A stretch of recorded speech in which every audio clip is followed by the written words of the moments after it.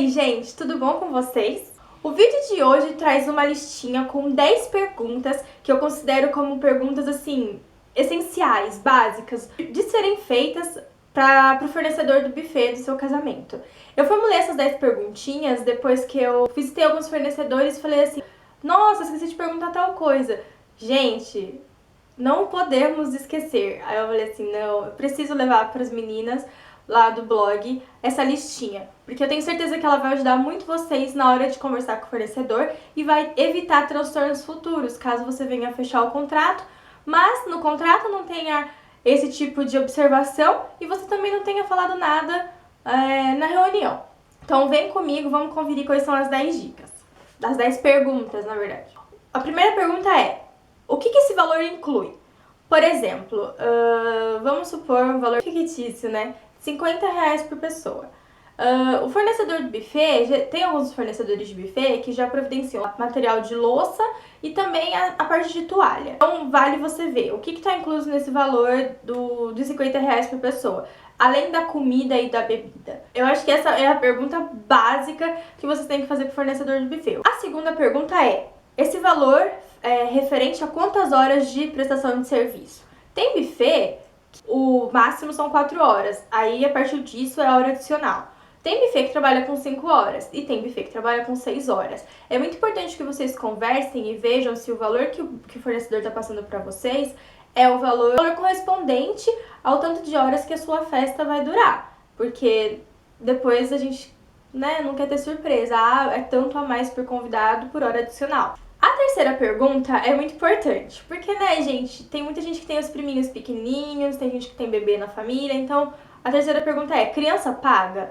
E se criança não paga inteira até X anos, geralmente são 5 anos que a criança não paga inteira, até quantos anos essa criança pagaria uma meia entrada, um meio valor? Porque criança não come muito, então criança dá uma certa despesa. Então vale muito a pena você acertar com o buffet,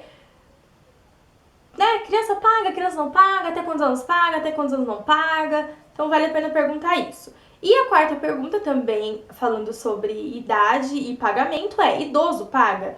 Porque tem, a gente tem avós, nós temos pessoas mais idosas na família algumas vezes, e são pessoas que também não comem muito, não bebem muito.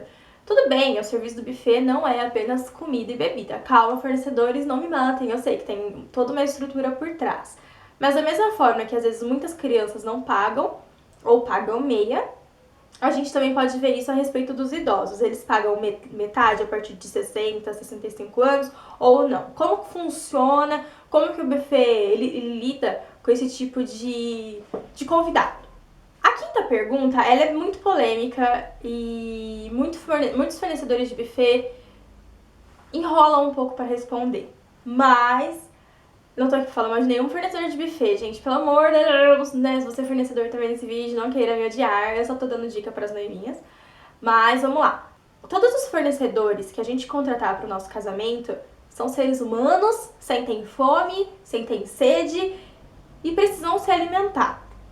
Só que assim, a quinta pergunta, final de propor aqui, é: o buffet tem um cardápio diferenciado para os prestadores de serviço do seu casamento?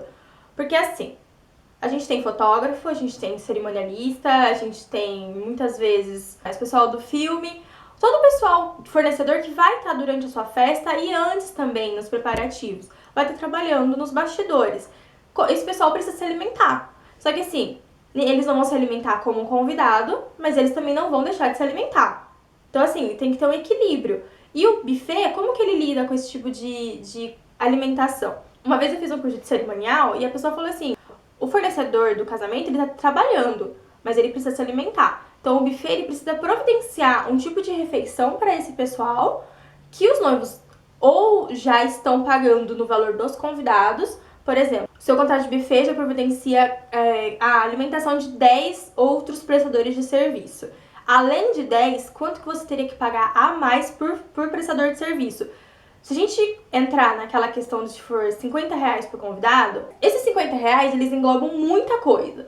E querendo ou não, o prestador de serviço, ele não vai sentar na mesa, ele não vai comer de tudo. Ele não vai comer tudo, ele não vai comer o mesmo cardápio que o convidado.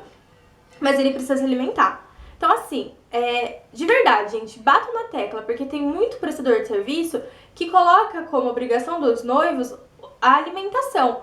Só que tem muito noivo que não se atenta nisso na hora de fechar o contrato com o buffet, e aí não coloca uma cláusula no contrato de valor X por prestador de serviço, ou então tantos prestadores de serviço já estão inclusos nesse valor fechado com o buffet. Então, assim, conversem com o buffet isso e tenham isso em contrato, para evitar problema. Beleza? O prestador de serviço não come como convidado, mas precisa se alimentar. Isso é fato. Uma pergunta que é, assim, muito crucial e muito importante é: quantos convidados um garçom vai ser responsável por? É muito importante que a gente tenha em mente que um garçom, ele vai trazer uma bandeja, nessa bandeja vai ter a comida suficiente para tantas pessoas. A gente tem que pensar que ele vai à cozinha, ele vai vir até a mesa, ônibus, ele vai até a cozinha, ele vai vir até a mesa, ele vai servir aquele pessoal daquela mesa. Acabou o que ele tem na bandeja, ele vai ter que voltar para a cozinha. Enquanto ele volta para a cozinha, o pessoal que já recebeu comida tá comendo, e o pessoal que ainda não recebeu comida tá vendo o pessoal comer. Então o garçom foi. Quando ele voltou para servir a outra mesa, essa mesa aqui pode já ter acabado de comer. Só que assim, se um garçom for responsável, por exemplo, por mais de... Deixa eu ver, Ai, gente, passa muito ônibus aqui. Por exemplo, uma mesa de 8 lugares. Um garçom, na minha opinião, que um garçom não seja responsável por mais do que 2 mesas. Assim, 3 mesas eu já acho que é muito. Tá? Um garçom de comida e bebida. Um garçom de bebida para 2 mesas, um garçom de comida para 2 mesas. É uma dica minha, né? Aqui é uma opinião particular, então assim, só veja certinho quantos garçons por pessoa o seu buffet está disponibilizando no valor que ele colocar. E se ele for ter que colocar garçom a mais, qual que é o valor do garçom? Beleza? Uma pergunta interessante para você fazer para o pessoal do buffet é: como que vai ser servido o jantar, ou o almoço, ou o brunch que você for fazer? Não sei qual vai ser o tipo de refeição que você vai escolher. Mas, por exemplo, se você tiver muitos convidados, como que vai funcionar? Vai ser um ponto no qual as pessoas vêm, fazem a fila e retiram a comida. Vai ser um ponto aqui e um ponto ali, ou seja, 2 pontos para retirada de comida, ou um ponto duplo, onde as pessoas vêm daqui e daqui.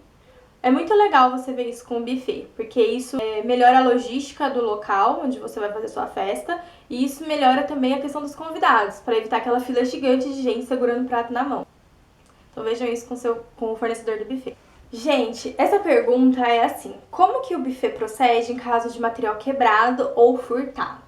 Furtado? Mas tem gente que, né, passa a mão nas coisas do buffet. Tem gente que rouba taça, tem gente que rouba guardanapo, tem gente que rouba talher. São pessoas assim que a gente para e pensa, né, o que tá fazendo aqui no meu casamento? Ou então no mundo. Mas tudo bem, né, gente? Pessoas que chegam a enfiar as coisas na bolsa assim, vamos deixar para outro vídeo. Então, assim, vale muito a pena você conversar com o pessoal do buffet como que funciona em caso de furto de material e de material que se quebra.